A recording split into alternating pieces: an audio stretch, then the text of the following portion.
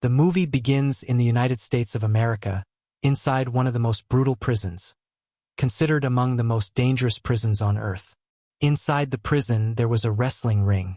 One of the prisoners steps forward, a wrestler weighing 230 pounds, equivalent to 104 kilograms. He had won 8 times and had never been defeated, representing Lota prison. His name is Ferran. His opponent was also an undefeated wrestler who had won 67 times. He weighed 191 pounds, equivalent to 86 kilograms, representing Soweto prison. His name is Monroe. The match begins. The prisoners were divided into 2 groups, half cheering for Monroe and the other half for Ferran. They keep fighting until Monroe lands a blow on Ferran, knocking him to the ground. Most of the crowd is surprised because Ferran's body size was much bigger than Monroe's. But in the end, Monroe wins, and the first round ends. Now we see a man saying to someone, "Good news, sir. A man named George Iceman will be coming tomorrow." After that, we move to another boxing match. The second round starts, and Monroe defeats Ferran again, beating him badly until Ferran falls to the ground. The round ends with Monroe's victory. In another scene, we see a TV journalist interviewing a well-known man accused of another crime, George Iceman. The journalist says, "George, you're going to move to your new home. You're going to love it. You'll live among killers and thieves. You'll be transferred to California's Sweetwater Desert Prison." The journalist asks, "What do you think about that?" George replies, "As long as there's a place like that, I'll be fine. It's just a bad prison, and I'll get out of it." Now we see a helicopter transporting George from one U.S. state to California prison. Meanwhile, they start showing George Iceman's past achievements, the fights he won, and the large number of fans who loved him. Once, George entered a challenge worth $300 against a famous boxer named Montel. We also learn that George is innocent of all the charges he has faced. George arrives at the prison. At this moment, Monroe is standing, watching George get off the helicopter. His friend says to him, "How important must this guy be to arrive in a helicopter? When I came here, they brought me in a bus." The friend replies, "Don't think negatively. This is your home now, your place." George enters the prison and gets a cell. The warden tells him, "You're now in Sweetwater prison, a maximum security level 5 prison. Escaping from here is impossible. We host only killers, armed robbers, and those connected to gangs and organized crime." He introduces George to Mr. Maker, a prison officer and head of the guards, and also to Ms. Early, the administrative officer. She says, "Mr. George, you committed a serious crime, and that's why you were sent here." After hearing this, George returns to his shared cell. His cellmate is a man named Mingo. George tells him, "Stay away from me and out of my way." Mingo replies, "I don't like trouble, and I'd be honored if we became friends." George says, "I don't want new friends, and tell the others in here that I don't want to hear any sad stories about why they're here. I have my own sad story." While they're talking, an older man named Mindy arrives with a young man. He greets George, "Hello, champ." George asks, "And who are you?" The young man says, "My name is Mindy. I'm an important man in this prison." Mindy tells George, "We have a boxing champion here in prison, and I think he could beat you." George gets irritated and asks for the boxer's name. The young man says, "His name is Monroe. Don't be upset. Mindy only said that to provoke you." During recreation time, all the prisoners go outside to the prison cafeteria. George asks Mingo, "Out of all these people, which one is Monroe?" Mingo points to a man wearing a white cap and says, "Many big fighters have come to this prison, but Monroe beat them all."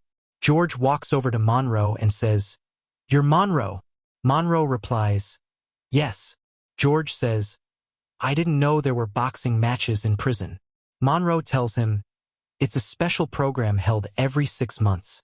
Usually, we fight guys from other prisons." George asks, "How long have you been at the top?" Monroe replies, 10 years. George suddenly slaps him, and chaos erupts. Monroe walks away. The warden calls George in and says, "I'll overlook what happened today and give you another chance." George says, "I'm not just anyone. I'm a famous man. so you won't treat me like the other inmates. If something happens to me, it'll be on the world news, and I doubt you'll get away with it. Later, they ask Monroe about what happened, and he says, he's the one who hit me. They decide to keep them apart and prevent any encounters. George enters the prison kitchen, imposing himself on the other inmates. He stands making a potato salad and asks the chef, also a prisoner, "Why are you here?" The chef says, "I stole a Mercedes." George replies, "I own 3 Mercedes cars." Ms. Early visits Monroe, who's now in solitary confinement. Meanwhile, George gets a visit from his coach, who tells him, "Pressure your lawyers to get you out as soon as possible. You're 35 years old. You can't serve your whole sentence. Time is passing." George tries to bribe the lawyers, but they say, it's impossible to get out before serving at least 2 years, 2 months, and 8 days. George gets angry and threatens them. In solitary, Monroe remembers his past, going to his girlfriend's house, finding another man there, attacking him and killing him. In 1990, the court sentenced him to life without parole. Mindy and the young man start planning a big boxing match but wait for the right time and circumstances. They decide to get Monroe out of solitary and back into the general population. Meanwhile, George meets his coach again. The coach warns, Monroe isn't heavy, but he's been in prison for 10 years and wins every match. He won't be easy to beat. George says, "That's nonsense. You're just worried I'll lose my fitness. I've been in here 4 months. Leave me alone." Mindy tells Monroe, "If you win the match, we'll make $4 million. Monroe asks, "What will I gain from winning?" The young man says, "You'll stay out of solitary and get privileges back." Monroe says, "No, I want half the profits." Mindy replies, "What will you do with money in here? You could die in this place. What's the point?" Monroe says, "You're in here too. You could die here as well. What's the point of money for you?" Mindy offers 10%, but Monroe refuses. He wants at least 50%. They eventually agree. Both sides start training. Maker tells them, "You have 6 weeks. Get the fighters in top shape." After 20 days, George and Monroe meet in the showers. George mocks Monroe's skills. Monroe ignores him and walks away. At night, a TV news anchor announces, "Tonight we talk about the hidden truth behind the young woman Rawls." And they have a special interview with her. Rawls says, "I was scared. I didn't want to stay there or work with him in any way, but he wouldn't stop. That caused me huge chaos in my life. I lost my job and faced insults. People called me cheap and exploitative." After 16 days, the prisoners are eating when they suddenly go on a hunger strike, shouting for George to be removed from the prison because they can't stand him.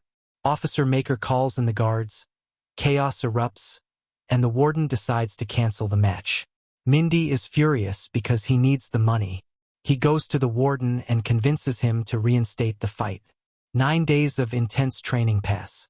A group approaches Monroe, offering to drug George before the match so he'll be unconscious. Monroe refuses, saying, "I'll win without cheating." 6 hours later, the match begins. Both teams are ready. The anthem is played. George and Monroe step into the ring. Round 1 starts. Everyone is excited but nervous. Both fight well. They're evenly matched in power and skill. George is about to land a knockout punch, but Monroe counterattacks. George blocks most hits and tries to close in. Monroe has prison fighting experience. Eventually, George lands a strong punch that knocks Monroe down, scoring a point. The first round ends. Monroe, full of anger, wants revenge in round 2.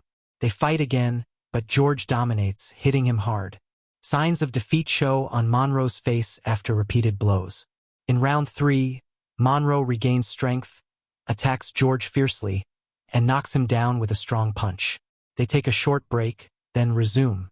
Monroe strikes George hard until George collapses again. In the end, Monroe wins the match, dominating the prison's fighting ring and proving to all inmates and gang leaders that he is the strongest boxer in the prison. That's where the movie ends.